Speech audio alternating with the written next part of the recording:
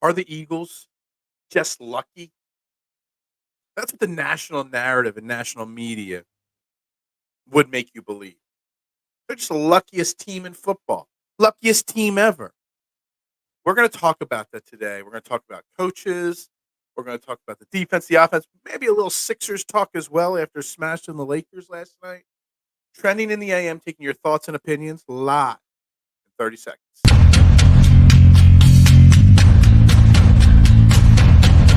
Fourth and goal.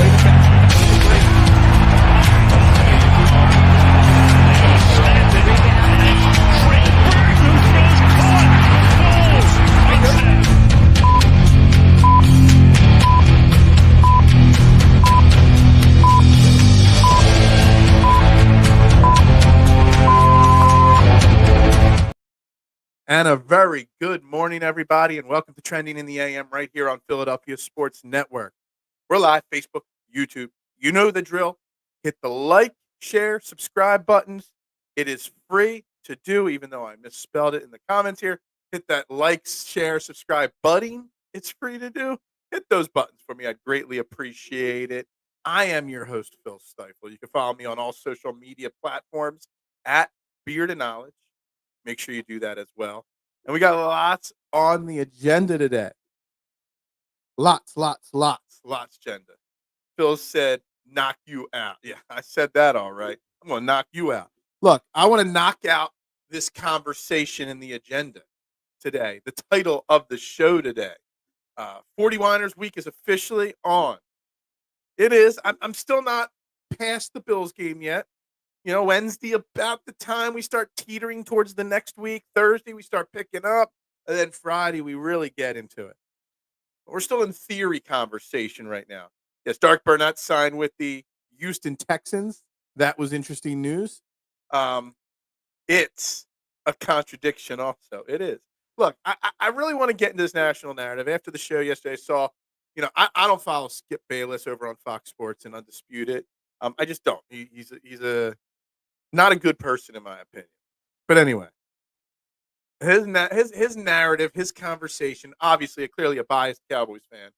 His narrative that I've seen a lot of people say was that the Eagles are just the luckiest team ever. Or the other narrative that floats around constantly that is the Eagles are the worst 10-1 team ever. And I started thinking, I mean, obviously I disagree. But is there any truth to that narrative? And I really believe there's not. So we're going to get into that today. Obviously, we're going to talk Frank Reich and all the fired Carolina Panthers coaches. There's a lot of connections to Philadelphia. There's a lot of people that want them in Philadelphia. I stay on the no side for that. Some other odds and ends with the Eagles. Maybe we talk a little Sixers since they put the whooping on the Los Angeles Lakers last night in South Philly. Got lots. Whatever you want to talk about today, we will talk about it today. Luck, Jeremy, good morning. Luck plays into sports, but the idea that the Eagles are getting all the calls from the refs is nauseating. Yeah.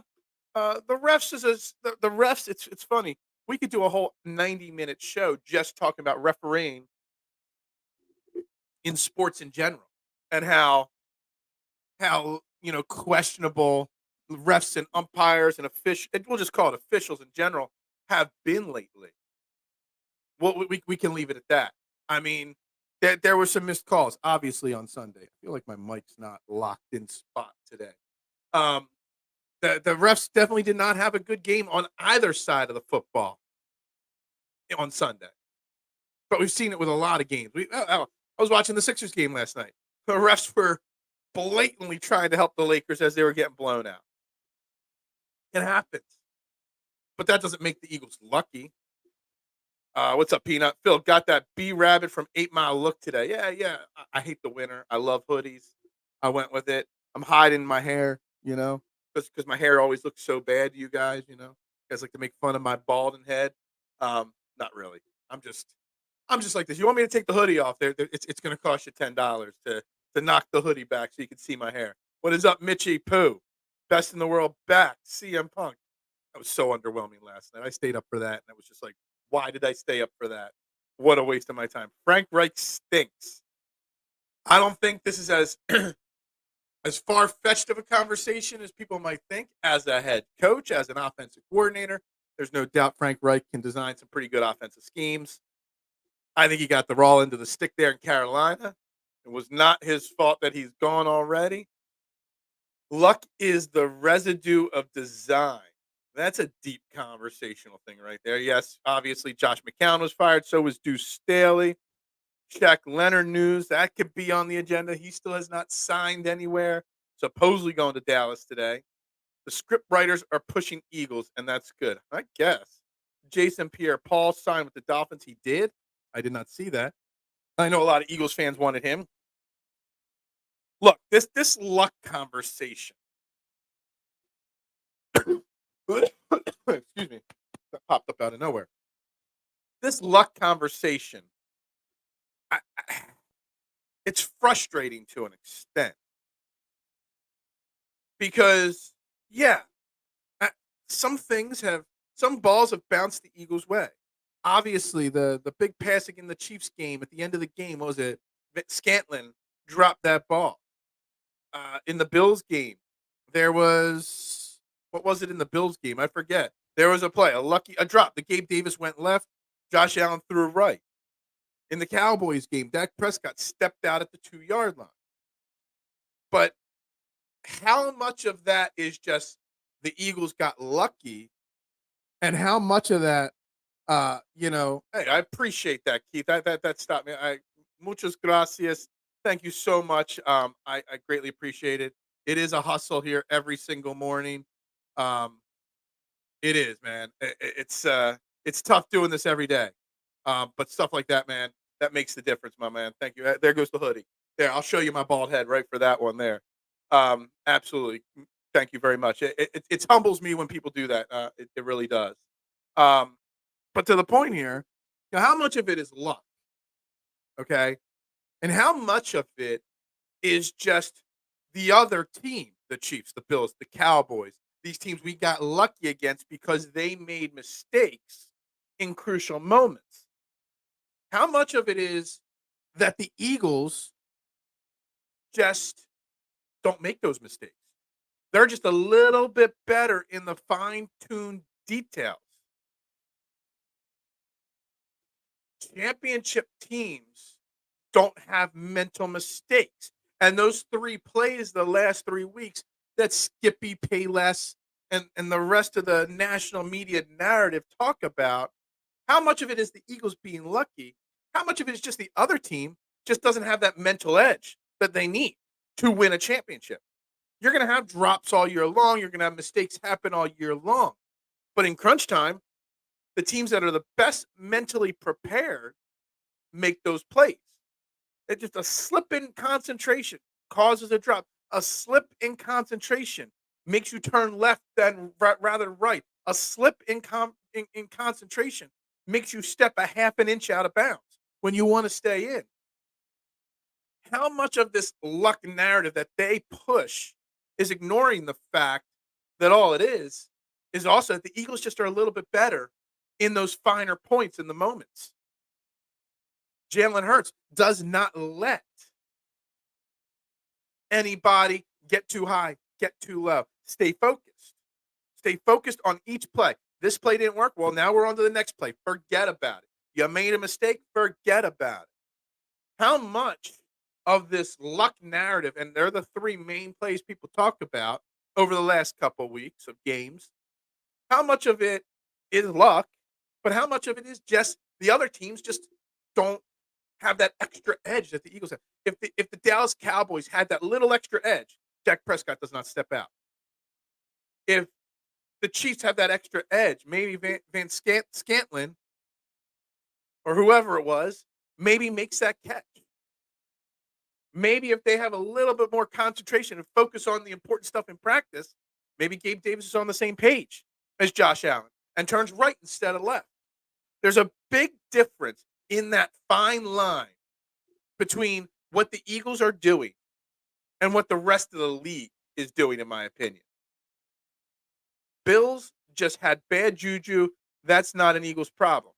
But it just okay. So here's the thing: if this is accurate, the Bills just had bad juju. A national narrative would be, well, the Eagles got lucky because the Bills had bad juju. The Eagles still had to win the game. The Eagles still had to make plays to win the game. So the narrative that they're lucky, I think, is a bit of a reach. But I get what they're saying. I just don't think that they're looking at it the right way. Yeah, well, the hoodie went instantly thanks to Keith right there. And one more time, much appreciated, massively.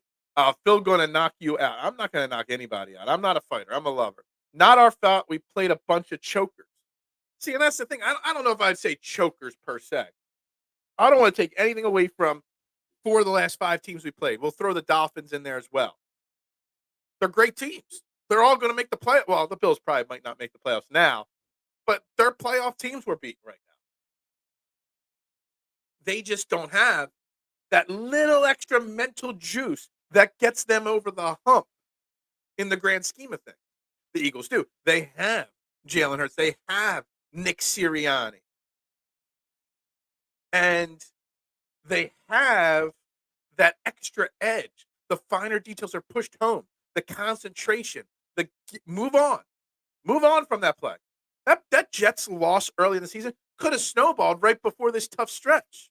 Losing to Zach Wilson, who's not even in the league right. Well, he is, but not even a second string quarterback right now. That could have snowballed entering into this tough stretch of games, but no. The Eagles just always move on.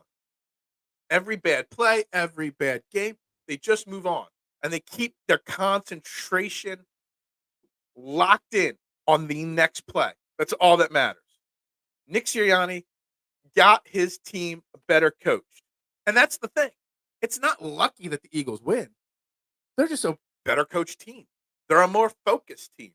They're a more dedicated to the main goal. Team above individual. Skippy got our boy steaming this morning. I don't steam over Skippy Payless. I don't. I've said it before. I'll say it again. I do not respect the man. There was a time early in his career, early in his ESPN career, that I thought he was a pretty entertaining character. But once he crushed Dak Prescott for mourning his brother who committed suicide, and he mourning him publicly, and he said that, I've never respected the man since then. But the guy's become a cartoon character of himself. He used to actually know sports a little bit. He knew the clickbait game a little bit sooner than most people, but the guy was semi-knowledgeable. But then once he went that route, I'll never respect the man again. Never. Ever, ever. It's like when they say boxers get lucky because of one punch. The one punch doesn't negate the 12 rounds of fighting. Yeah, absolutely. It's also like a boxer, that one punch, well, you put a lot of effort over 12 rounds setting that one punch up. You put a lot of effort in training so that you could find that one opportunity to land that one punch. I've watched boxing and UFC fights. Guy just dances around, takes punches, just got his hand cocked, just waiting for that one opportunity. And he trained for 3 months for that one opportunity to throw that one blow, one knockout blow.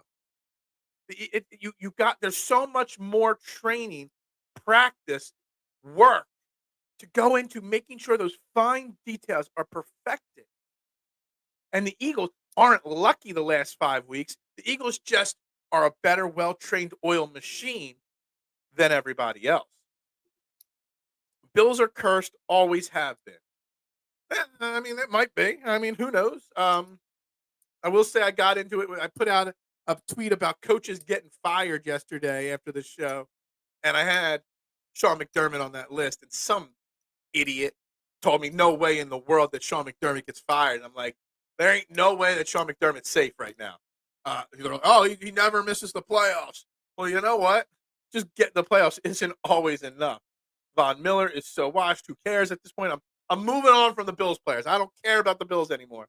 Shaq Lawson and Jordan Phillips says Eagles fans is that old situation of them shoving an Eagles fan after the game. Supposedly that Eagles fan was very, very over the top harassing the players.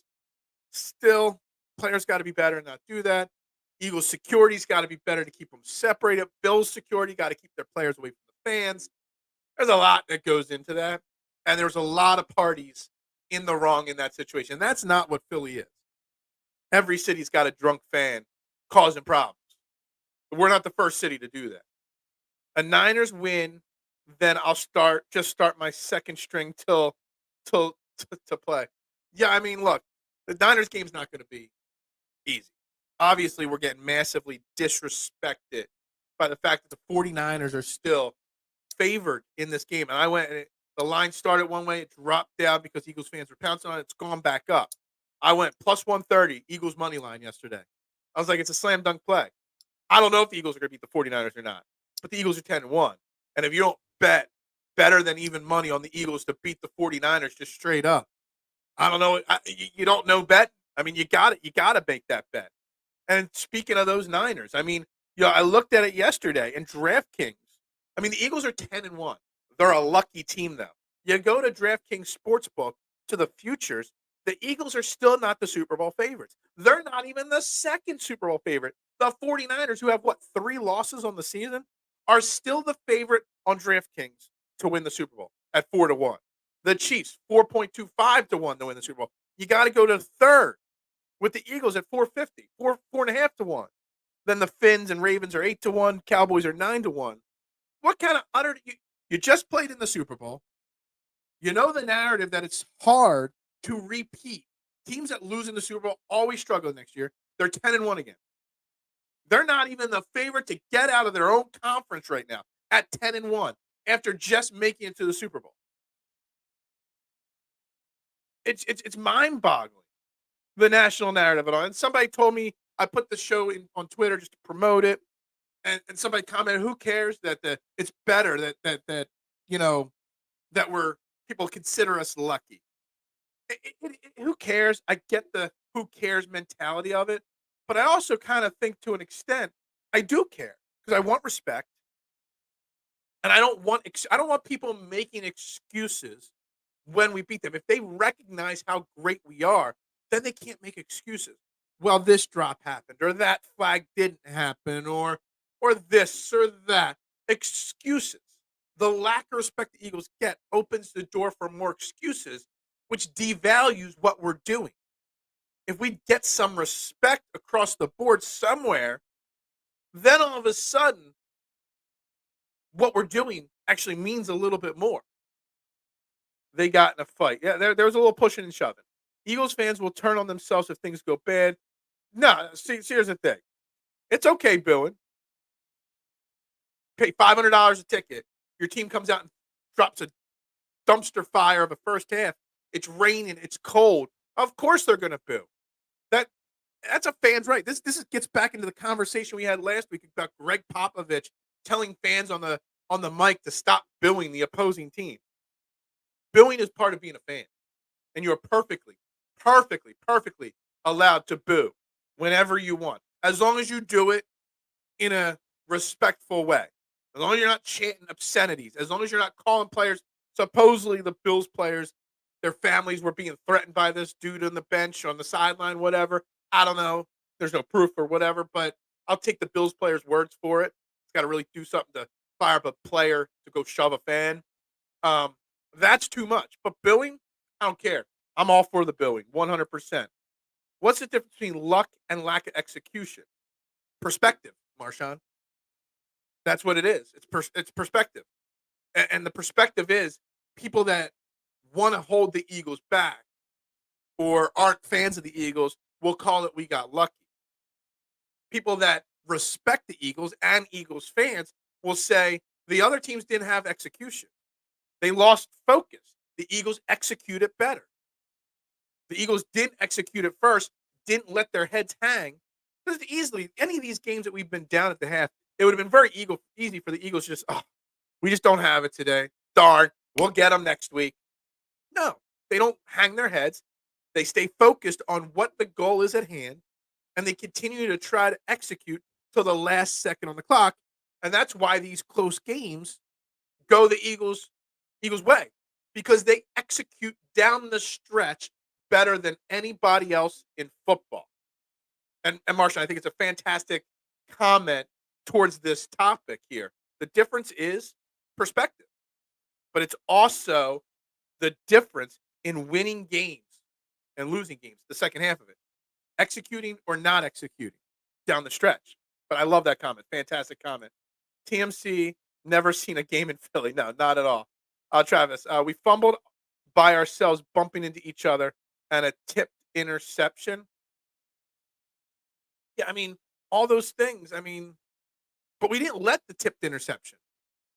We didn't let the fumble. We didn't let those things stop us from coming back and winning the game. And that's on the coaching and Jalen Hurts keeping these players focused all game long. All right, yeah, we made a mistake. That interception, I got into it on Twitter with somebody saying that it wasn't Jalen Hurts' fault, that tip balls happen all the time. Jalen Hurts gets a lot of balls tipped at the line of scrimmage. A lot of his interceptions come on tip balls. He's got to be better with that. No excuses. And guess what? He was better with that throughout the game. So, you know, it's a staying on the course. Staying the course of what the game plan is. And the game plan is to beat your opponent. Well, I'm not trying to get beat up. You won't get beat up. As long as you are smart, you would not get beat up. There's plenty of fun, loving Eagles fans at the games. Chiefs missed on a wide open deep pass for the win. Eagles execute on their deep pass to give them the lead. Exactly. Yes. They dropped. You know, did he get cut from the team yet? I mean, he should have for dropping that pass. Wide open. Perfectly thrown ball by Patrick Mahomes. They just didn't execute to 100%. The Eagles did. Look at the deep pass to Olamide Zaccheaus on Sunday against the Bills. Olamide gets thrown one ball a week. He's out there to block, play special teams, be a decoy, be this, be that. He's not part of the passing offense regularly, but he stays focused. He keeps his mind ready for the next play. And he goes out there and he executes a play that took, if he had 99% focus on that pass into the end zone to him, he does not make that catch. He had to be 100% laser focused to make that play. And he was in that moment. Didn't let anything he did earlier in the game change him whatsoever. There's a difference. It's execution. It's staying focused. It's staying in the moment. Forgetting about the last mistake. Letting the last mistake not affect the next play. So that's why it's not luck. And that's one of the many reasons that it's not just luck. Bills are cursed by Satan. Maybe. I'm not trying to catch charges. You won't catch charges. Don't worry. 49ers are loaded, but they do have weaknesses. We just have to expose them. The Bills are loaded. They just had weaknesses. We exposed them. The Chiefs are loaded. They have weaknesses. We exposed them. Dallas is loaded. We exposed them. The Dolphins are loaded. We exposed them. Think about it this way, mister. Everyone says we're lucky. And these are as of yesterday, okay? Not when we played them. Some of these teams were ranked higher. I know Buffalo was ranked higher before we played them and then fell in the rankings because we put up 37 against them. The Bills' defense is ranked 10th in the NFL. We put 37 up on them. The Chiefs' defense is ranked 4th in the NFL. I think it was 3rd when we played them. We beat them. Dallas' defense is ranked 3rd. I think it was ranked 4th or 5th when we played them. We beat them. The Dolphins' defense is ranked 7th. I think it was 6th when we played them. So we beat. And Washington is the 4th worst defense in football. I don't know where they were ranked when we played them. But just think about it. 4 of the last 5 defenses are top 10 defenses. And we beat them. We made more plays when it mattered than the other team. Why is it lucky that we're 10-1? Why are we the worst 10-1 team of all time? And I'm talking lucky. I'm not even mentioning that aspect of the national narrative. When it's not like we're beating Carolina, Chicago, all these deadbeat teams. We're beating the elite of the elite. Everyone said the Eagles have the hardest schedule in football. We are beating that hard schedule. We are 10-1. Yet instead of putting respect on them for beating all these great teams that we were supposedly going to lose to, the conversation instead is, well, we didn't beat them. they beat themselves, or we just got lucky because of one play here or one play there. That's what's frustrating. National media dismisses the Eagles. Yeah, at first I always thought it was just it's the clickbait aspect of it. But also on the flip side of it, some of it is they just don't think the Eagles they bury themselves in a hole, and instead of just admitting they're wrong, the national media, they just dig a bigger ditch.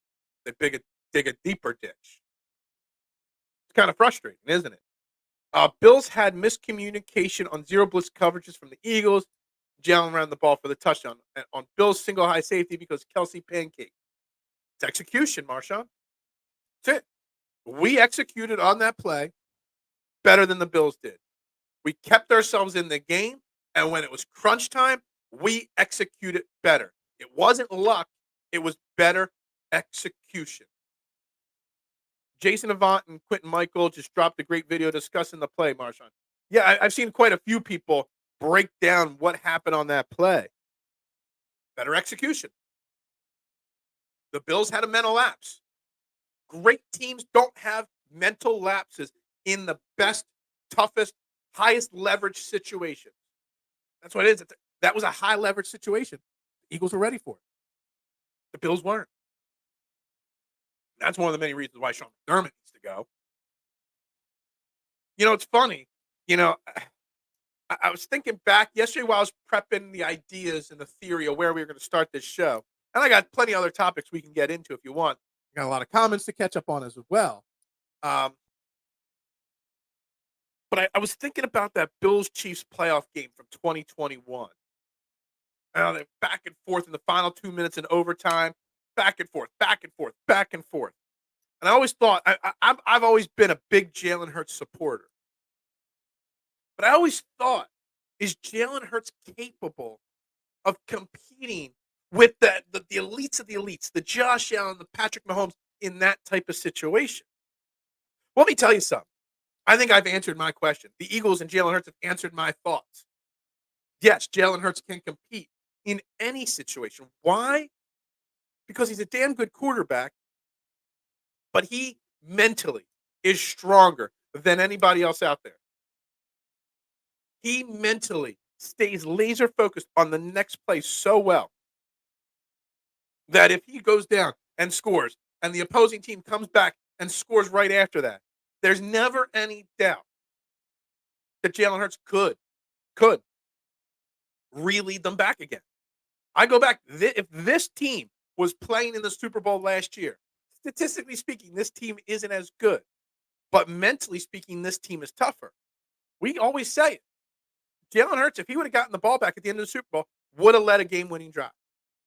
There's no doubt in my mind. And this year is proving that even more because we're facing more adversity week in and week out this year than last year. And every time we face that adversity, we're coming out better and winning. Again, I asked, what is the difference between being lucky and lacking execution from the other team? And I said it. It's perspective. We're being honest, and our perspective is honest, that we're just executing better. We've been and stayed underdogs. We used to it by now. I get that, and I get that theory.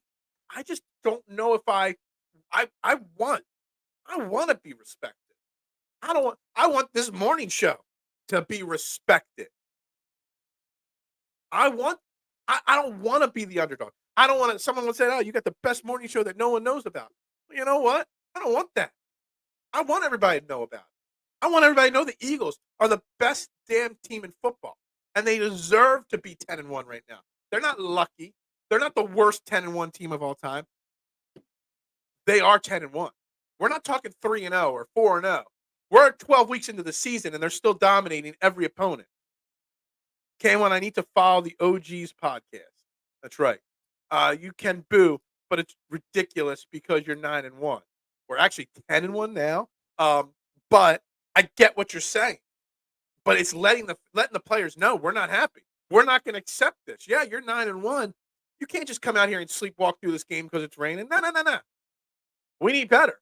And guess what? Second half. Switch was turned. We boo because we love. We do. We boo because we want better. We want the best. We demand the best. It's not a bad look. You just don't get what real people. You switch from being a Bills fan to an Eagles fan like that. You just don't get it. You just don't get Philly fandom. The Eagles have more fight than has more fight than failing marriage. um, People that love you tell you what you need to hear, not what you want to hear. When we boo, it is because we love you and know you could do better. Peanut, that's a fantastic perspective on it. Right there. My God, Eric's been in the comment section for a while, and I'm just getting to his comment that he's here. I guess I'm pro boo. I was just surprised. What's up, Freddie Defo? The Birds are like Rocky Balboa. We let our opposition punch themselves out, and then we turn it up in the last round to get the win. Yeah. There's a little rock. I hate the Rocky at every Eagles game, the Rocky sound always at sporting events. I do, honestly. I'm so rockied out, but it's a great analogy for sure. And we're finally at Eric's first comment of the day. Good morning. What is up, Eric? Yeah, let's get caught up on some comments here. You all know who will never be booed? Eric. Boo, Eric. Boo, Eric. Yeah, it just feel natural. This guy who does a Bills show went to a game and had a great time with Eagles fans. Because Eagles fans are the best. You respect us, we'll respect you. You damn right we better than Eric. Let me get caught up here. Kelsey, pants are limited. I highly doubt a fan was threatening the Bills player's family. The tickets are way too expensive. Supposedly, the Bills players asked for the fan to be removed, and security chose not to.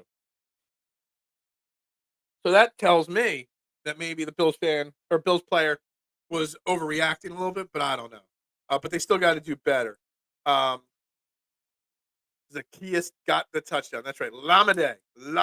I tagged him in something yesterday. I'm really hoping that he responds to it. Maybe I get Lamade on here. Eric saying, I commented on someone yesterday who made a refs comment. I said, yeah, I know if it wasn't for the refs and all the teams losing to us, instead we'd be 1-10. But unfortunately, yeah, exactly. We live in a reality for sure. 13 seconds. Bills were torching the Waggles. I don't know if that was accidental or not, all day with that same route out of the slot. But Bradbury made a great play coming off the defender to intercept the pass. I want to talk about Slay and Bradbury in a little bit here. I want to get caught up on comments, though. I need coffee. So do I. Phil is good at getting dude. Josh ran for a touchdown and was converting 3rd and long with his feet all game, except when 370-pound Jordan Davis chased him down. Lack of execution. Jordan Davis staying in the moment. Jordan Davis laying his body on the line for the team. There's a difference. It's the mental edge. Mental edge. I love reading the haters in game when we are down. All the Jalen is not him. Carson, yeah, absolutely. They can't wait for Jalen to play bad just so that they can come out. And then once he plays good, quiet. They zip it up real quick. Phil is better on the then LA night. Yeah. No. I'm the best, actually. Yes. Philly love is not for everybody. It's a special kind of bond. It's a special kind of love. Security stood on business for not removing the fans. Yeah, it's interesting. I really, do you just assume that the player is accurate in what he said the fan says? Do you do more investigation? Like, how do you do that? Do you just take the player's word for it? Do you take the fan's word for it? Who knows? And who knows what happens. Guys, we got 10 likes only on the video so far on YouTube, 2 on Facebook. Make sure you hit that like button for me, please. I'd greatly appreciate it. Had a great show yesterday. I had, I think, with replays, we got up to 33, 34 likes. So I'd greatly appreciate it. Someone up here mentioned James Bradbury and how he made a great interception because he was there. We have crushed our secondary for a while now. And look, we gave up a lot of yards yesterday or on Sunday. But our two main cornerbacks who played all 90-plus snaps in the game yesterday, played pretty well, honestly. Darius Slay, in coverage, on Sunday against the Bills. Josh Allen was 1 for 5 throwing his way for 22 yards and a 39.6 quarterback rating. James Bradbury did give up a touchdown early in the game. But Josh Allen was 6 for 15 for 62 yards, a 42 quarterback rating. Yes, that touchdown, but also the interception. So combined, they were a 7 for 20 throwing against our top two cornerbacks. Maybe Slay and Bradbury are finally catching a rhythm, finally catching a groove a little bit right now. Maybe now that Braden Robbie's there and getting healthy, maybe now that Kevin Byard is finally getting integrated into the defense a little bit better. Maybe now that we're healthy in the secondary, Reed Blankenship, maybe all of a sudden Slay and Bradbury, maybe we jump the gun on them being washed. Now we'll find out in San Francisco. We'll see what Brock Purdy looks like.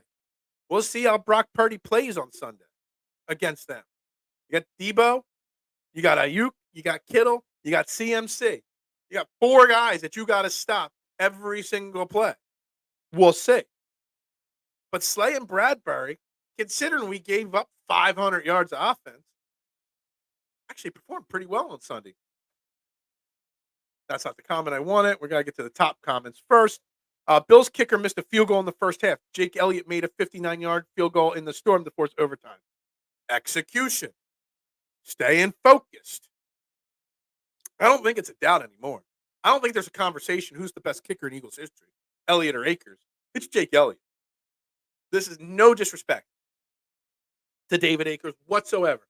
I bet you if you asked David Akers would say Jake Elliott is the better kicker in Eagles history now. It's just the way it is. It's facts. Phil's beard stands on business.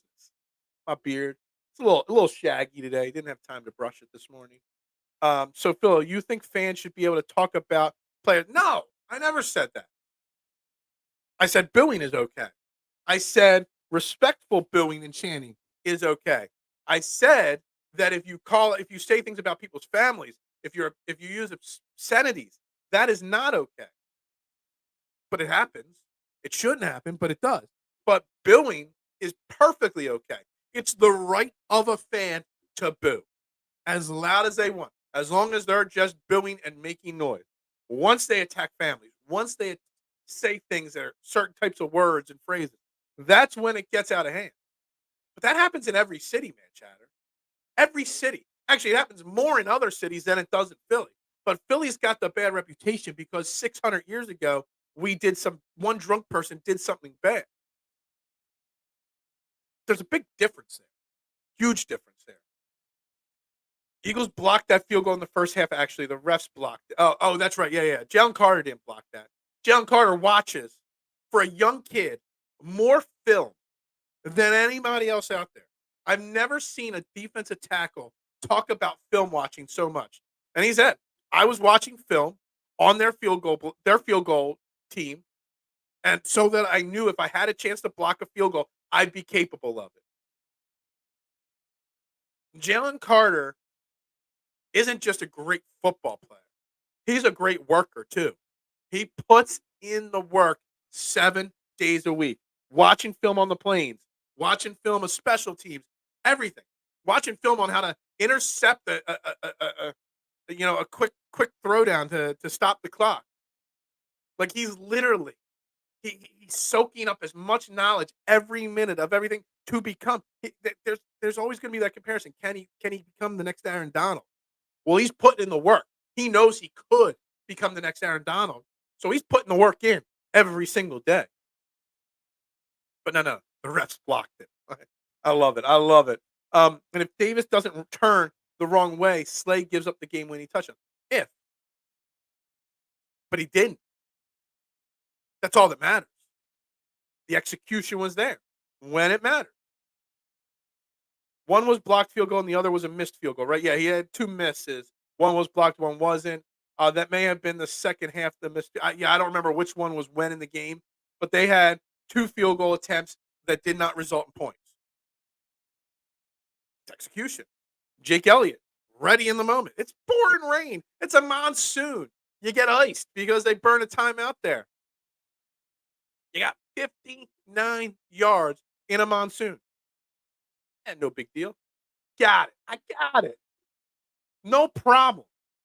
We're lucky. We're the worst 10-1 team of all time. I was Frankie Baby as a consultant. I don't even know what that means. Sorry. That's right over my head. Luck is a loser's excuse Winners never blame or count on luck. They plan, they play, they execute. I'm done with the luck narrative. Peanut, I agree with you. And if the Eagles lost the game, Jalen Hurts wouldn't be making excuses. If the Eagles lost the game, he wouldn't be blaming anybody but himself and his poor play. If the Eagles lost the game, they would be working 10 times harder this week than ever before because they look at themselves in the mirror when things don't go right. And what do we each have to do better for the betterment of the team? There's no loser mentality or loser excuses with this team. It's just not the way it's done. It's not the way this culture and locker room have been built. And you got to love it. You have to love that there is no loser mentality with this team. Good morning, Zeke. How you doing today?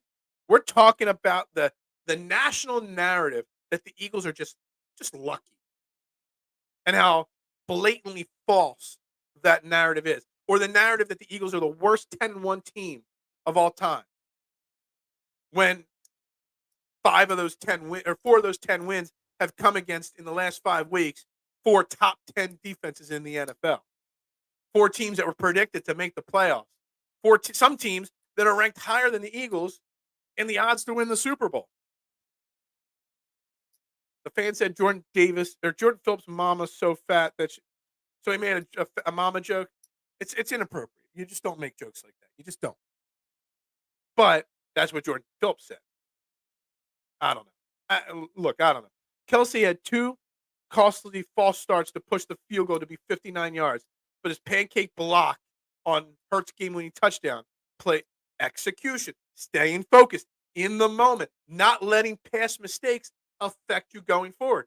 Jake Elliott didn't I'm preparing for a 49-yard field goal in a monsoon. Oh, no, Kelsey made 2 false starts. I got no chance now. No, staying focused. There's 2 people that stayed focused in this situation, Elliott and Kelsey.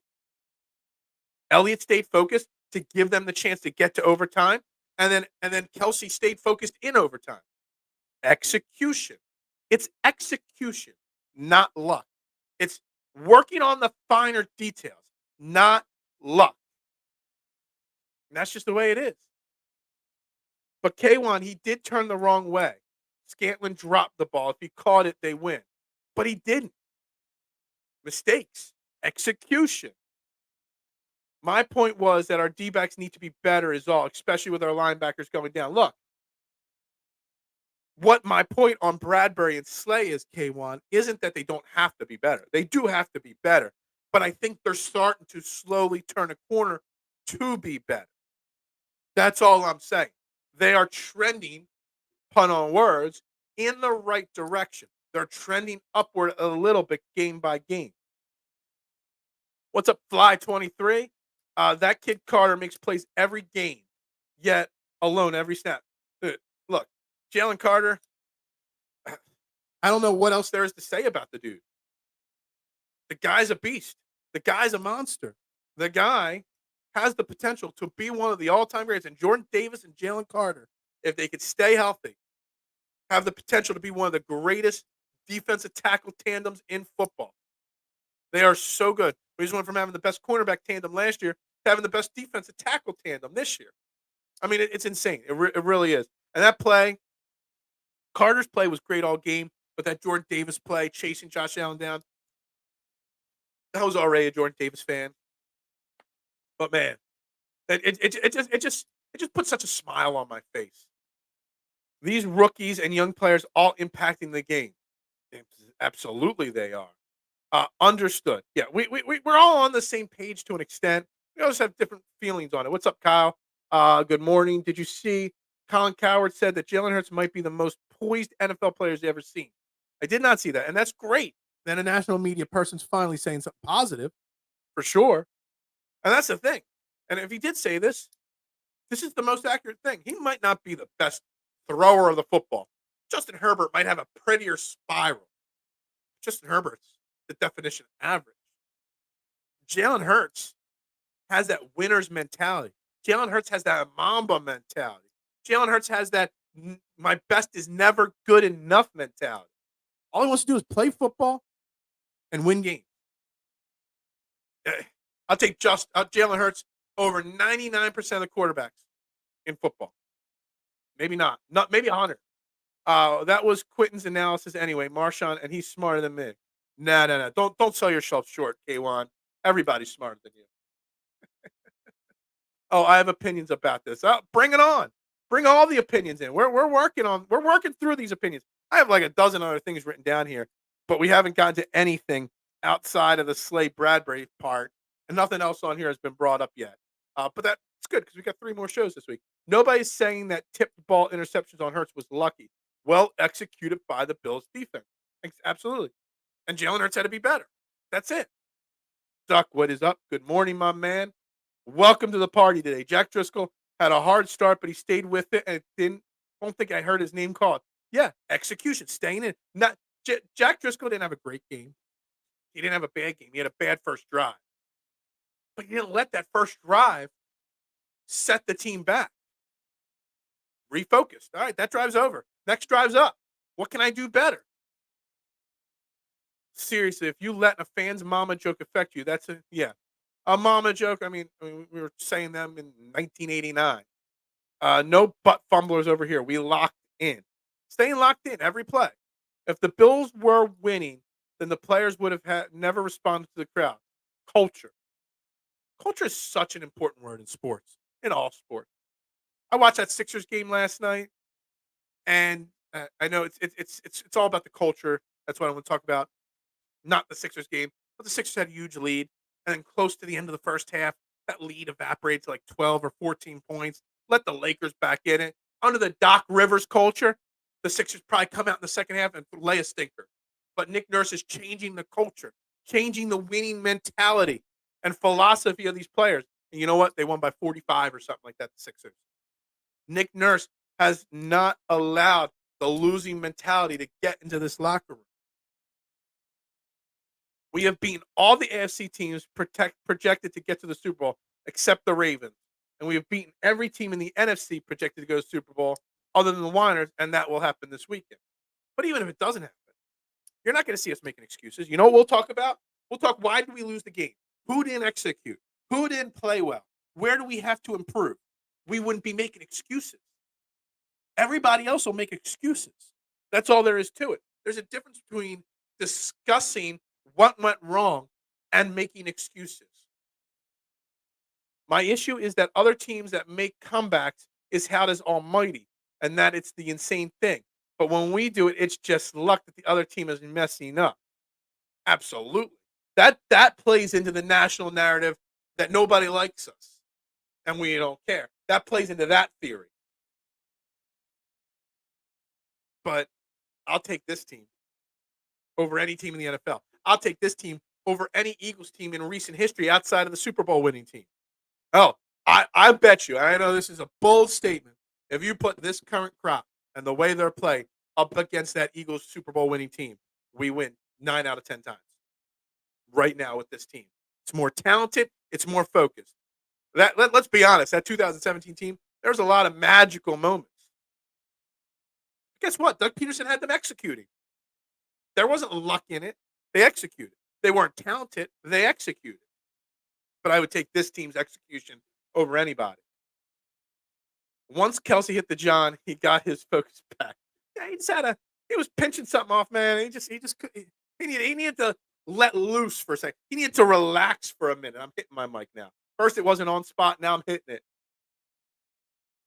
He needed to, he was carrying a little extra weight around that he needed to get rid of. I thought after the game, if any player worth $250 million, it's Hurts. Yeah, I think he's justified his contract very well this year. He hasn't had his best season.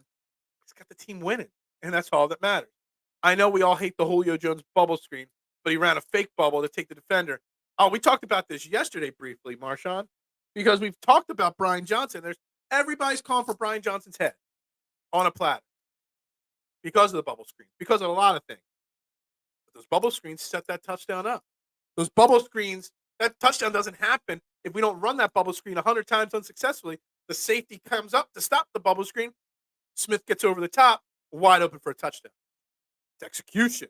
It's staying committed to the plan and executing it to a T. We've been getting closer and closer to 30 people watching this show live today. Yesterday, we were north of 30 for a while. Only got 15 likes on YouTube, 3 now on Facebook. Hit that like button, guys. Sixers treated LeBron like he was an old fart, and LeBron still put up some numbers. You know what? I don't want to talk Sixers right this second, but man, it amazes me that LeBron James, at his age, 20 years in the NBA, is still averaging almost 26 points a game, 8 rebounds, 7 assists, still playing 35 minutes a game. Man, talk about a physical specimen. If you're going to build the perfect athlete, not perfect basketball player or football player, perfect athlete, you got to look LeBron James's way. The way he takes care of his body, you got look.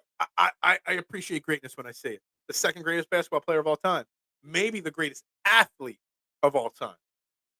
There's a difference.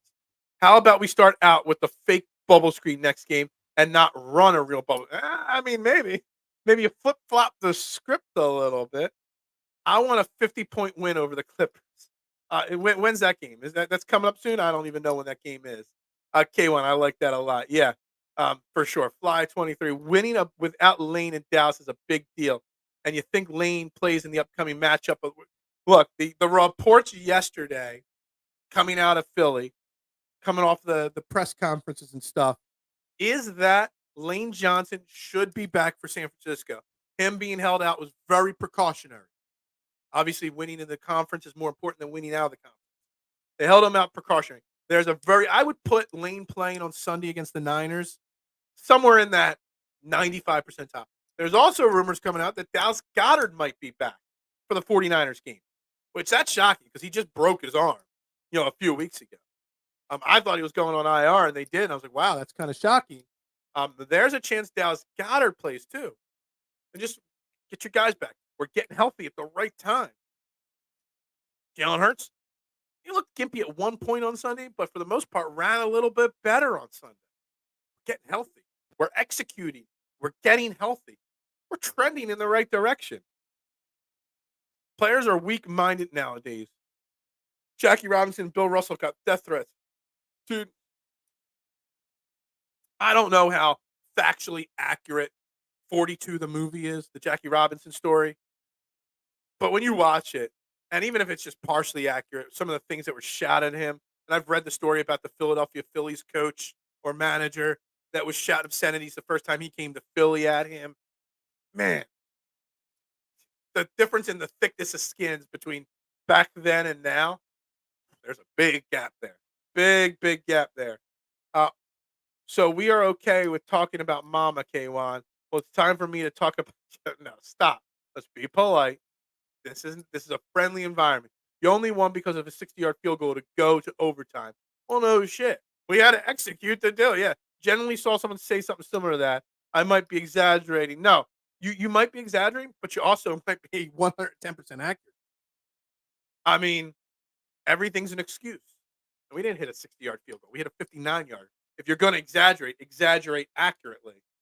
Good morning, reality check. How you doing this morning, my man? Are we doing mama jokes? Say no. We're not doing mama jokes. I'm not going to repeat mama jokes if they're in there. Fight me. Yeah, you guys are going to fight there. That's just the Eagles' narrative this year. They beat the teams they had to beat. They don't have anything left to prove. And I think that's an interesting thing. What do they have left to prove? What left to prove? That's an excellent tweet right there. I really think so. Can't wait to be the worst team to win a Super Bowl. Yeah, I'll take being the worst team in the league at 10-1 if it means a Super Bowl. I don't care. I want another title, but I still want respect, Judlin. For some reason, I'm in the minority that I want national respect. I want the Eagles to get their just due. I don't want to hear excuses from other people. Watching that Jalen winning run, I was screaming, hold on to the ball because it looked like he was about to, yeah. On replay, he carries it with two hands. Execution. That's the word of the day. I'm just writing that down really big and bold here in my book. Execution. That's the word of the day. Isn't that like a Sesame Street? The word and number of the day. The word of the day is execution. And that's the answer to, are the Eagles just lucky? No. They just execute better. Lane and Dallas back possibly next week. The Clippers game in Philly is in March, and it's on ESPN. They could do something funny and have Glenn Rivers and JJ Redick call that game. That would be kind of funny. It would be. Yeah, I thought it wasn't until later in the year. The way you said it, I thought it might be coming up, and I might have mistaken. Dallas coming back next week would be crazy. I still remember his arm. It makes my tummy hurt. Yeah, I can't imagine him coming back that quickly. He would have to have a brace on it. I don't know how that would work. But Lane being back obviously would help massively. But the fact that we're getting healthy at the right time is great. I don't want DG coming back early. I remember Gronk doing that, and he re-injured his broken arm. It's a great point. I forgot about that. Look, it's funny. We win games when, we all know the record of the Eagles when Lane Johnson misses games. That was one of the first wins in a while, missing Lane Johnson on Sunday.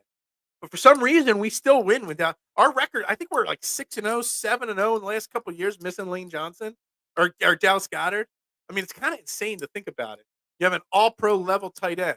It's not an all-pro because he gets hurt a lot. People never talk about how injury-prone Dallas Goedert is. Not that the broken arm was his fault. That was a cheap play. But he does get hurt a lot.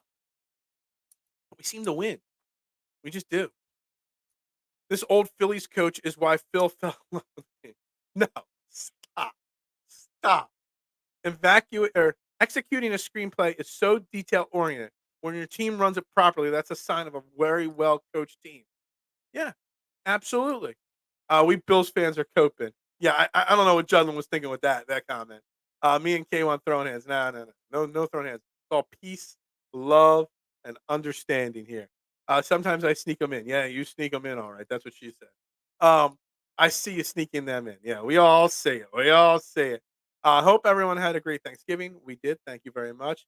So we clinched the playoff on Sunday, first team this year. I thought we did, but there's no X next to the Eagles team name on ESPN. So I don't think we actually did yet. I don't know. Is Britton Covey the best return in the league? He very damn well might be, Zach. He very damn well might be. He might be. Nick Sirianni said it yesterday. Can't believe we cut him at one point. He's the best in the league. He's done a damn good job. And slowly but surely this year, I'm fearing less and less for his safety every time he catches the ball. I used to think that he was just going to get demolished every time he catches the ball. But he does a damn good job. Interesting thing is Kelsey had multiple pull blocks to pave the way for massive runs. Bills never adjusted and got burnt on the game-winning touchdown. Execution. Every one of these statements, you could put the word execution at the end of it. And Marshawn is. There's a difference between executing for every single play, every single moment, and there's executing when it doesn't matter in the first half and losing focus in the second half and overtime. That's it. Execution. It's such a key thing. Who needs Goddard when we have Aqua Bowman? Aqua Bowman, I think, only saw the field for like 10 snaps. I don't even think we had 67 plays of offense. And I think he was on the field for 10 of them. I don't even remember him on the field. I only know that from the snap counts.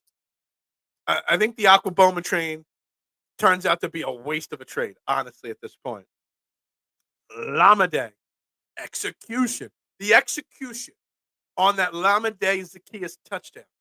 You had to have 110% laser focus in that end zone to catch that ball. Execution. Focus. Staying in the moment. So important. It's so cold. That's why I got a hoodie on in here. Can I put this back up for a little bit? Kind of chilly. Keep the heat set at like 61 in this house. It's cold in this house. Britton Covey as a returner is like spicy mayo. Safe with it, but with a little kick. Dude, the guy makes plays. He's actually very, very good at picking the right moments when to return kicks and when to call the fair catch. He doesn't really fumble the ball much. Dude, Buffalo had a punt that they kind of bobbled a little bit. They got it back. But, man, could you imagine how hard it is to concentrate looking up into the pouring rain, 35 degrees out. It's cold, it's windy, it's raining in your face, and you're looking up, trying to catch and track that ball. And he made a couple good returns on top of it. That catching any punt on Sunday was one of the most difficult things you could do. And he did it, and he did it well. Swift was fresh in overtime. Do you like how we watch his snap count, or should we play more? That's a tough one. Fly 23. It's a very tough question right there. The thing is, we all want to see Swift used more often early in games, but yet he is fresh and late in the game. So what I would suggest, my difference I would make is that when the offense is struggling, you saw one of the big turning points of the game was in the second half, that big Swift run for like 30 or 35 yards. That kind of catapulted the momentum of the offense a little bit. So let's not let the offense struggle. You want to protect them, that's fine. You want to keep them fresh, that's fine. But maybe when the offense is stalling so much, use him for that spark. Get the spark going. Then you can pull him back out and protect him a little bit more, then get to him in the second half. Whenever the team is struggling offensively, use him right from the get-go. Use him from play one. Get that spark going right away. And then it's kind of like, I was thinking about Joel Embiid, but it didn't work out the narrative as I was thinking of. Just use them, get the offense going, protect them for the second and beginning of the third quarter if you have to. And then you've got them for late in the third, fourth quarter overtime, fresh as can be. Whenever the offense is struggling, insert Swift offensively and get that spark. The only thing we don't execute is the hard reset. Oh, man, it's 9:01 and I missed it. That's right. You are watching Trending in the AM right here on Philadelphia Sports Network. We're up to 18 likes on YouTube out of 24 people watching. So make sure you hit that like button. 3 likes on Facebook. I'd greatly appreciate it. I am Phil Stiefel. We're talking, are the Eagles just lucky? And the clear answer is no. They just execute better than everybody else. But that is the question of the day. Are the Eagles just lucky? Are the Eagles just the worst 10-1 team we've ever seen? No, not at all. They're not. I knew Covey doesn't get the yards that some do, but as someone who is reliable and consistent, at least getting between 20, 30 yards, he's great.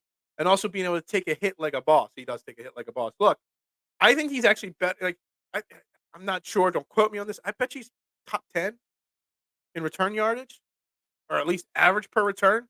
Actually, I could probably find it pretty quickly. Let's see. Team stat, NFL. No, that's team stats. I want NFL stats. Got it. Defense, offense, player statistics, special teams, punt, special teams. Let's see here. That's punter's average. I don't want that. Returning average. That's what I want. Kickoff return average. Britton Covey is third in the NFL in return average. And one of the guys ahead of them only has 11 returns. Only has played in 5 games. Charlie Jones from Cincinnati. He's only played in 5 games. So Darius Davis from the Chargers averages 16.3.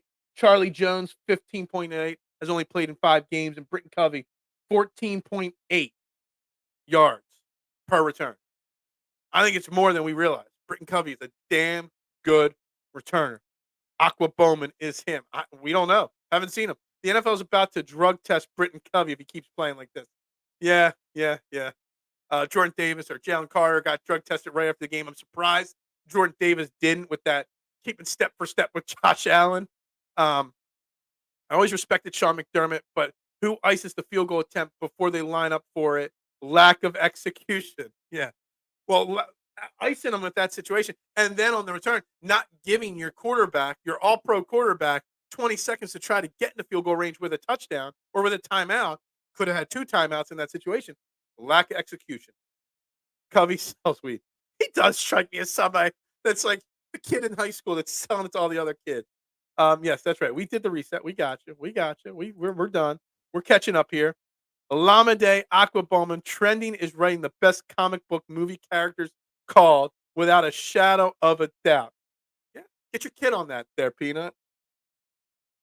He's done some good things. He needs to make a cartoon. I'll come up with the names. He comes up with the cartoons in the story. I think we got a perfect combo there. We did the reset. We did it. 19. I just hit like. We're up to 19 likes now. Yes, let's go. Yesterday we were like 33, 34 likes with replays. Got to pump that up. Got to pump it up. Liam outviews me every week. Yeah, he's got an easier job doing it in the evening and in the morning. And finding people to watch in the morning is not easy. But we got to beat Liam in the ratings. The per show average rating. Obviously, I do 5. He does 3. I get about the same as he does with 5 versus his 3. Those likes help build us up. Duck is the champion. The Eagles are the champion. Duck nailed it like Jake from 60 in the rain. It was 59. There's a big difference between a 59-yard field goal and a 60-yarder. Yeah, exactly. Covey sells weed would make a dope T-shirt. Yeah, it would. I don't know how quickly that would get spammed or cut off because of it, but man, he looked like he don't.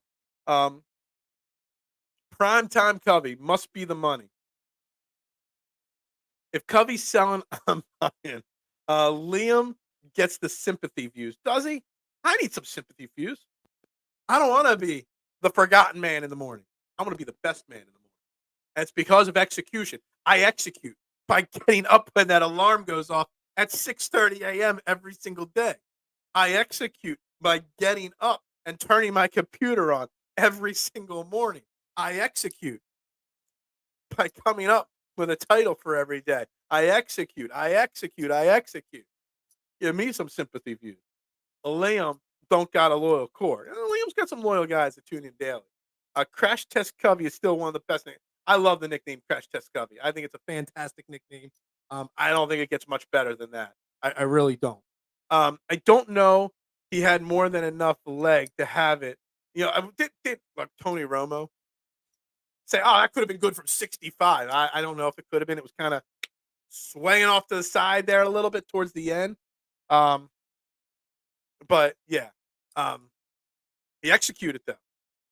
Phil, you are the connoisseur's watch. It's like an acquired taste. Oh, is that what it is? Is that what it is? I'm an acquired taste. I guess. My wife said that. About me. She needed time to realize I was the one. Phil, you should live stream a game. I know you've been saying that for 500 years now. I'm not live streaming games right now. I don't have the time. I already put a lot of time into this. I don't make nearly enough money to do this any more than I already do. And that would take even more execution that I'm just not prepared to do. What are you prepared to do? I'm not prepared to execute another 3 hours a week. I have been a Chap 12 for years. There are a lot of Chap 12. There are a lot of people. Liam has quite the reputation dating back for years. He kind of went away from streaming. I reinvigorated his streaming by doing this show, and that's why you can thank me that Liam is back. Phil should do a British accent on Tuesdays and Thursdays. No. My accents are not good. Acquired Phil, yeah, exactly.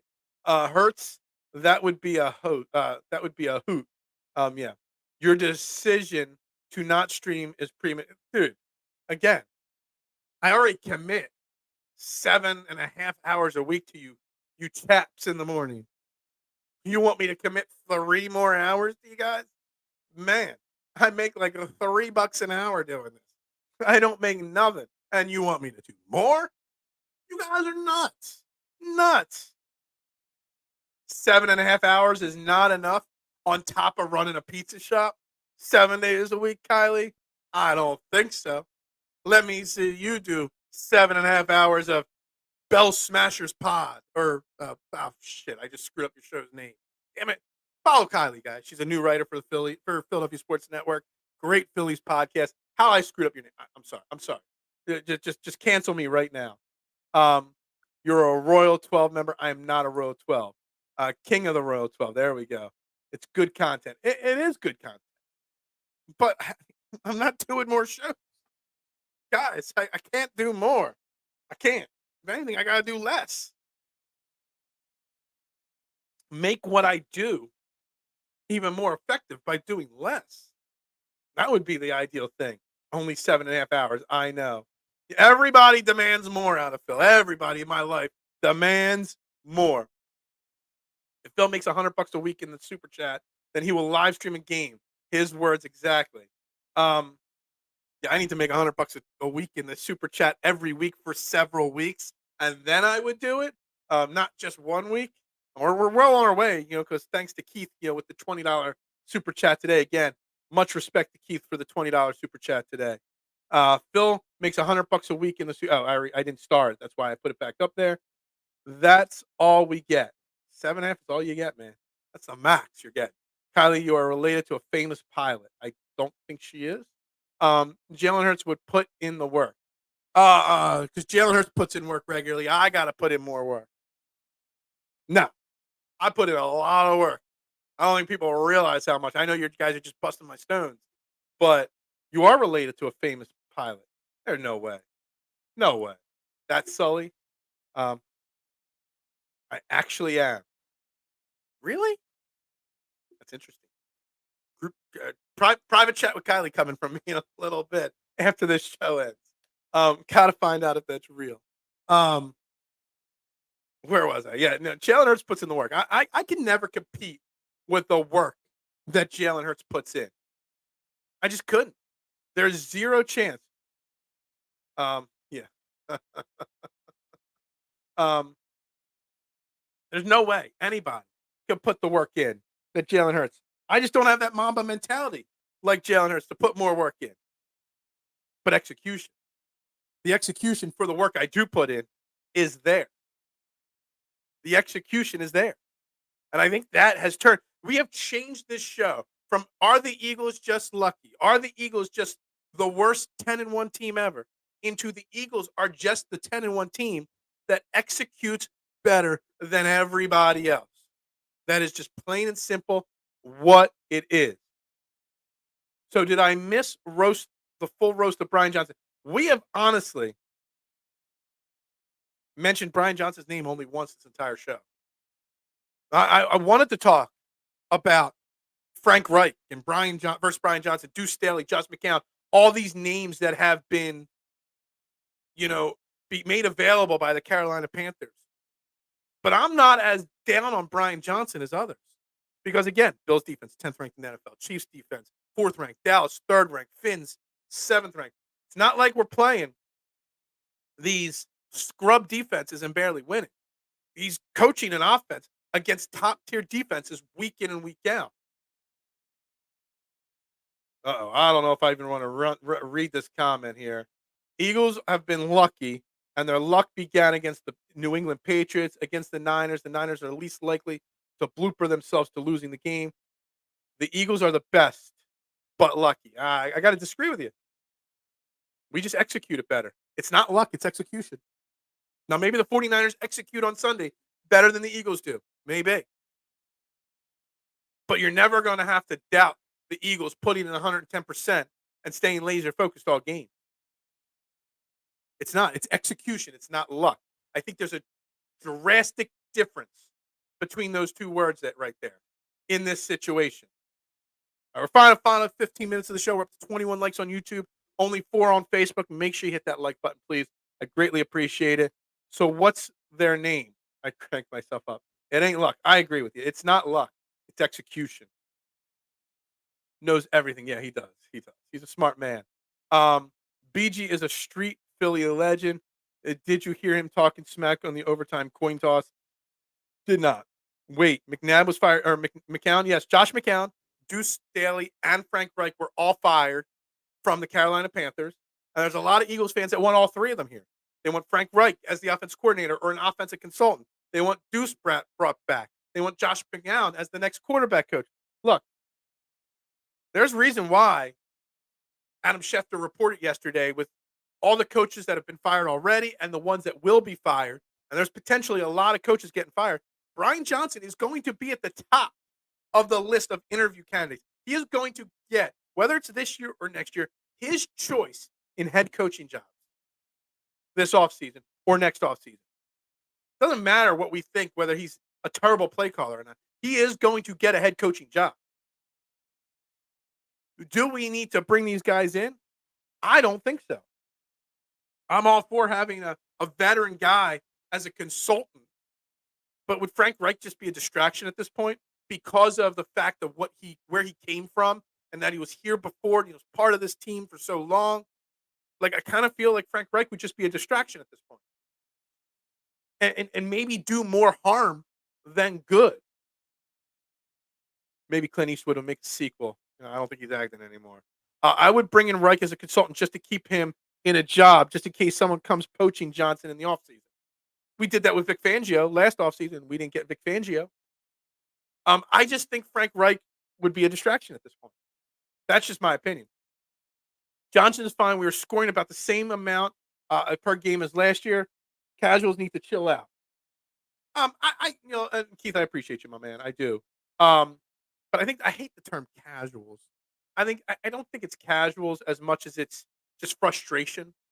We live in the moment. Most of the people that were calling for Brian Johnson's head were doing it in the first half of the game when we were struggling. And then as the game got better, they stopped calling for it. I think it's just living in the moment more so. But there are people that don't think Brian Johnson should be here. Frank Reich, I just think we're distracted from him. Eagles are my only team left after you guys wrecked my main one. You're such a traitor on your team. The Giants helmet catch, lucky. Buster Douglas knocks out Mike Tyson, lucky. Maybe. Or maybe they just execute it better. They both also won. Absolutely. I wouldn't want the Carolina job. They have no first or second round picks this upcoming year. And they got a terribly overrated young quarterback, just plain and simple. San Francisco lost to the Vikes. The Vikings that lost to the Bears last night on Monday Night Football, 12-10. I think the Josh Dobbs bubble may have burst last night just a little bit, maybe. We beat the Vikings all the time. You would take Frank Reich back. I personally wouldn't. I just think it would be a distraction.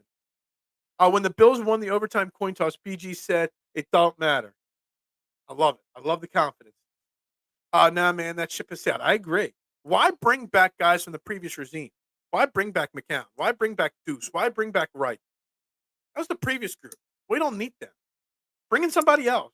Bring in a freshman, fresh set of eyes. Maybe. It'll suck losing 2 offensive coordinators in consecutive years. It really will. And you know what? It's kind of the downward side of being a successful franchise. You're constantly going to have your assistant coaches poached. It's just the way it is. It just is. And I hope, the Eagles have a plan in place for this. And maybe in the offseason, you bring in Frank Reich if Brian Johnson gets poached. Maybe. But I have no problem looking other places. They let the Browns beat them with a ton of off issues. I saw that, Kyle. Yes, absolutely. We love BG. Always have. Against the Cowboys, Dak went up and down the field against us, but he lacked game awareness in the final drive. Lack of execution. Yeah. I think we're all on par here today in the final 12 minutes on what it really is. Once we figure out how other teams are playing, we make adjustments and we get in everybody's best shot. All accurate statements. And you know what? We adjusted. Fly. And guess what? Buffalo didn't adjust. We figured out what Buffalo was doing. We adjusted. They couldn't adjust to our adjustments. And it's not like it was the first time we had to make halftime adjustments on this team this year to be successful. We made the adjustments. And you know what adjustments are? It's execution in the locker room at halftime. It's staying focused at halftime, not DMing people, through Instagram at halftime. Kenny Gainwell. The Bengals kicked them in the nuts, and we are only the 2.5-point underdogs. Look, I still can't get over us being underdogs. I can't. Getting better than plus money on the money line. Shocking. Carolina front office is crap. They got a terrible owner too, Duck. No doubt there. No offense. I don't want Frank Reich here. I don't think it's necessary. But on the flip side of that, I think he got a raw deal in Carolina there. I don't know how much decision-making he had in the sense of drafting Bryce Young and making the trade to get Bryce Young. But let me tell you something. To give a coach with Frank Reich's pedigree 11 games, it's kind of a travesty. It's probably better off for him to get out of there than anything else. I could see bringing them back, but if it isn't broken, we're 10-1. What's broken that we need them? You know what I mean? But the same critics overlook the fact that they couldn't score in the second half last season. The worry trolls annoy me. The worry trolls are annoying. They are.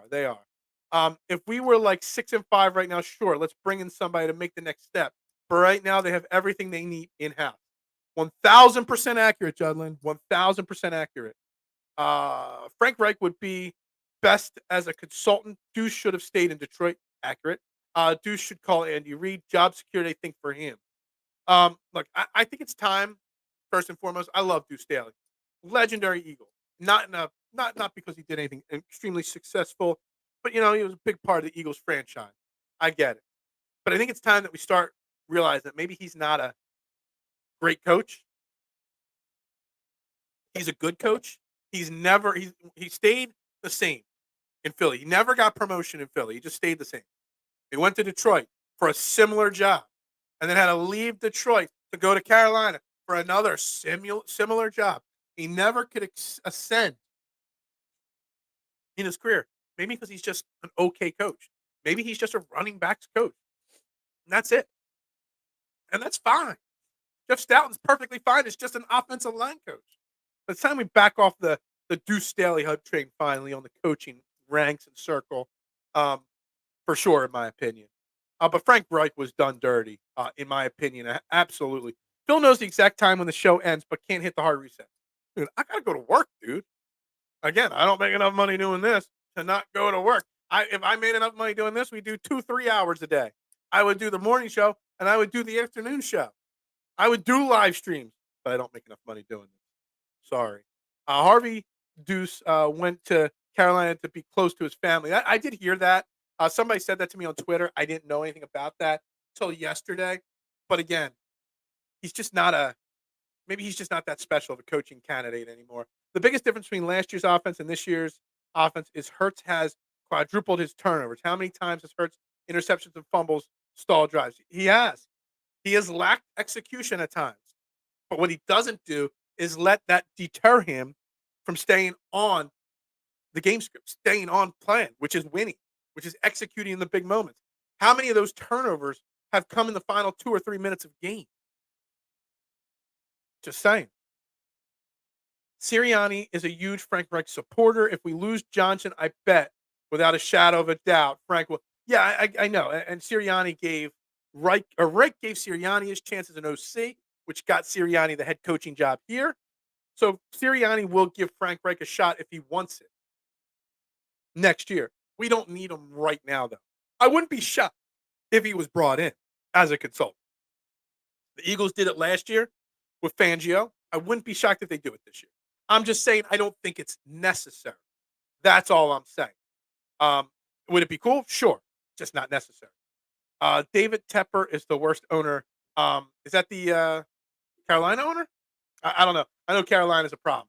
Bryce Young was an owner pick. Okay, it was the owner, and that the owner is a problem.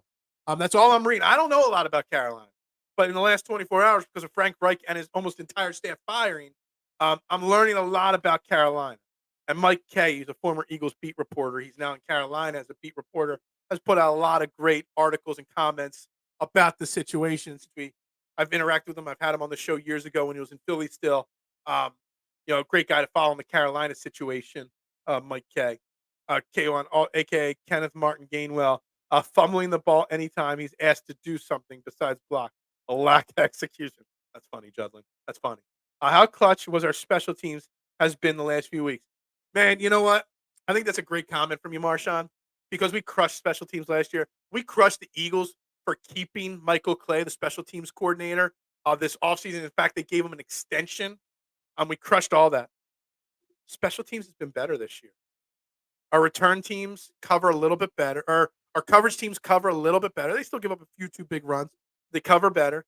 Our return teams have been better. Our kicker is still the best. We figured out our punter situation, sort of. Special teams has been clutch. Hey, now leave my spirit animal. It's easier, spirit animal. Shaq Leonard in Dallas. We know that already. Is there an anytime bet on Kenny G fumble? Fly saying we will always have a swinging door at the coordinator's position if they good or bad. Dude, can we just start talking about the Nick Sirianni coaching tree? How big it's going to get so quickly? He's literally been here 3 years, and 2 of his coordinators are already head coaches. Well, 1 or 2 of them might be a head coach. He might have at the end of this season 4 head coaches in 3 years off his staff. If you're a coordinator somewhere and you want a chance to be a head coach, you come work in Philly. They're gonna get that chance. The Sirianni tree is going to be massive when all's said and done. Deuce left Detroit. He wasn't like, okay, well, I'm learning something new there. The whole him wanting to be closer to family. I didn't know about that till yesterday. So just saying. Um, I doubt it's about execution with the hard resets. Thank you. Deuce is a local hero who honestly was a mediocre coach. Exactly. Maybe he goes coaching in college. Maybe that would work. Maybe he would work better as a college recruiter and coach. We haven't put up enough style points this year. We have scored more winning points. All that matters. Style don't matter. Do I look stylish? I don't care about style points. I was shopping on Temu yesterday. I don't care about style points. I care about winning and execution. We don't know if he's special or not. What we do know, oh well, yeah. Um, Frank is too old. Frank Reich is not old. Reich is getting paid money anyway. He probably just takes a year off. That's possible. So all these woulda, coulda people forget that the Eagles had to come back from mistakes too. If we had those turnovers in any other of those games back, yeah, absolutely. We didn't lose faith at all. Yeah, every show, David Tepper, owner. Yeah.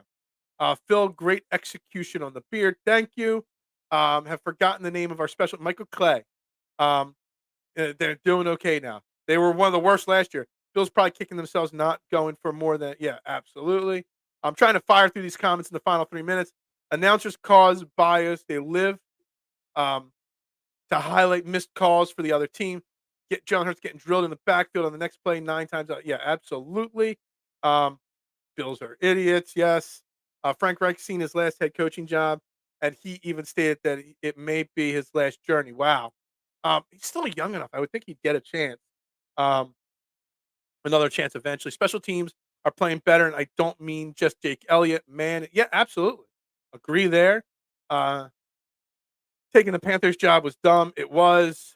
Yes. Man has been actually good in bad weather, which suppose couldn't. Absolutely. It's spot on. Honestly, huge bias with the announcers. Absolutely. We don't care about style points. You paid for a fake Goddard jersey. Right there, yeah. That's a DH Gate Goddard jersey back there. My Harden jersey, wherever it's buried, was from some other Jersey frostbite. Come on. Dan Sillyman said Sirianni shouldn't get a raise because he leans on coordinators. Well, what have Gannon and Steichen done without Sirianni? Steichen's actually done pretty good, honestly. Let's be honest. It's noticeably getting worse, makes watching football less enjoyable. Absolutely. Tepper was a minority owner that wanted Tomlin gone, which I agree. Tepper isn't a patient man, it seems. Frank Reich is burned out. Maybe. I don't know. Marshawn, all I get is fake jerseys. That's all I get too. I can't believe I just ordered one on Team. I just ordered a Kelly Green Eagles Hurts from Timu. I don't know what it's going to come like, but it's coming. I can't believe the most pro Eagles announcer this season was Troy Aikman. I know that's true. If we keep commenting, the show doesn't end. Oh, the show ends no matter what. How many Cowboys players have commentator gigs? There are actually, Marshawn. Oh, hold on. I've been firing through them. I got to pause for a second. This is accurate. There are a lot of former Cowboys that are announcers. There are. It's kind of a little biased there. Peanut, I own no jerseys. Yeah, I only buy cheap ones personally. We don't get an extra 5 minutes with $20 super chat. The $20 super chat was for me to take my hoodie off, and that's it. And to be best friends. See, it's $5 for extra 5 minutes, $10 to change topics, $20 to be my best friend. Keith is my best friend today. He gets to be my best friend today. Timu Green is nasty, dude. Timo is, dude. I've gotten some good cheap stuff off this mic and soundboard. Timu, and it's better than what I had. Yeah, Dan Cilio's a troll. Absolutely, boo this man. Boo. $20 doesn't 20 like it used to. No, $20 is like inflation, man. Yeah, inflation. Am I right? Yeah, $20 ain't gonna buy me a cup of coffee. Go Birds. Duck nose. It's time. It's time for the wrap up process here. Shit, ridiculous, guys. I got to take my wife to go pick up her car. Funny. So we got this one guy. I'm gonna tell a car story here. We got this one guy worked for us like 15 years ago at the pizza shop. He's opened up his own mechanic shop.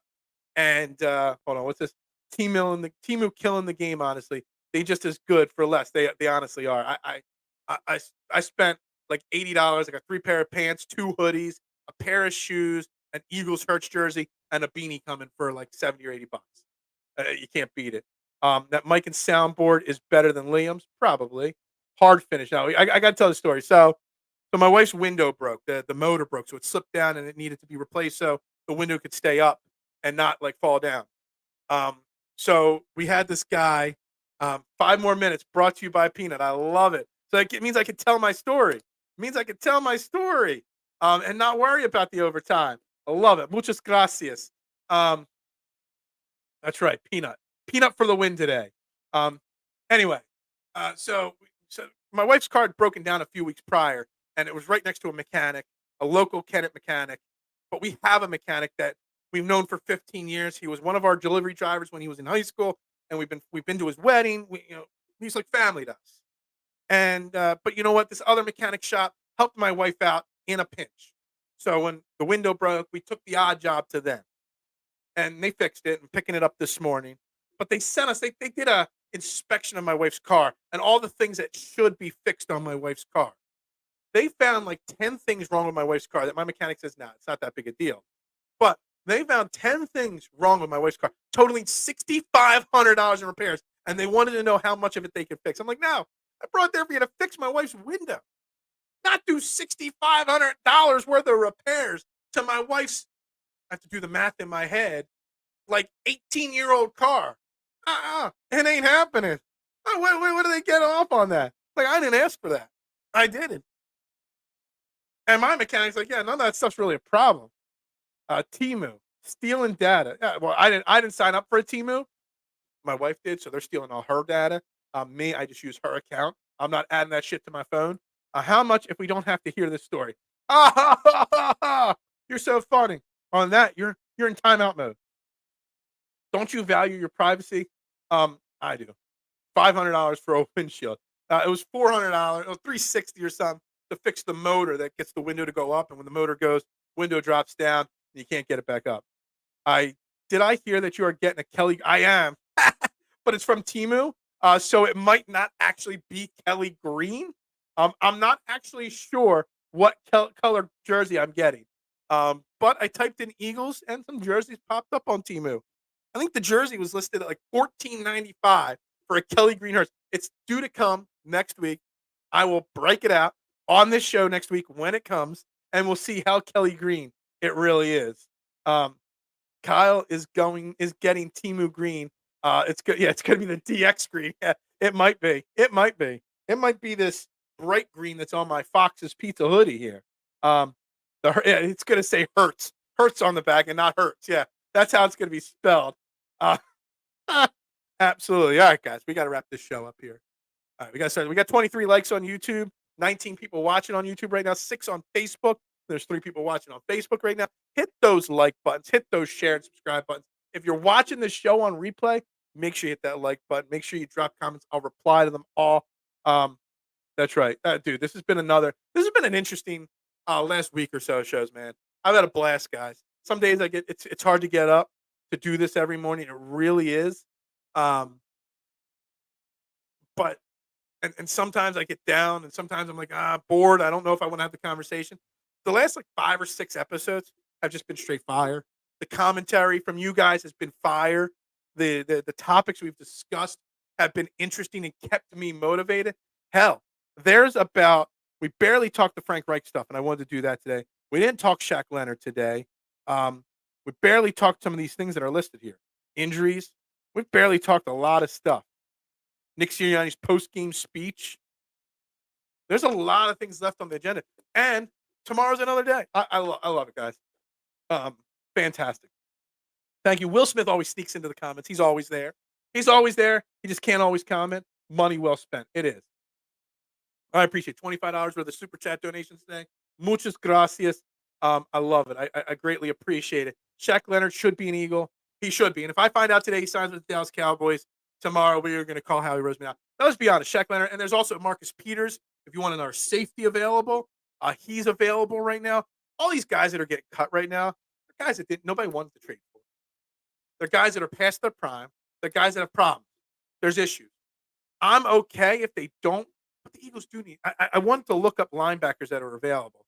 I'm writing it down, and I'll try to look them up today. Obviously, we'll have power rankings tomorrow. We might talk Sixers. I'll try to get Justin Crosby back on to talk Sixers tomorrow. We'll do a little Sixers segment if I can get him on tomorrow. But we got to wrap this shebang up today. Trending in the AM. We're up to 26 likes now on YouTube, 6 on Facebook. Trending in the AM right here on Philadelphia Sports Network. I am your host, Phil Stiefel. Follow me on all social media platforms. I'm sure Shady can still give us 10 snaps, possibly. Make sure you follow me on all social media platforms. Make sure you follow the show. Turn notifications on. You don't want to miss it, man. Big things happening, man. It's been a great week, man. I love each and every one of you guys. Thank you very much to Keith. Thank you much to Peanut. Greatly appreciate each and every one of you. You all have a good day. Good job. Everybody have a great day. I'll be at the pizza shop in about 30 minutes. Come see me if you're in the area. Pizza on you. Go Birds, and we'll see you tomorrow.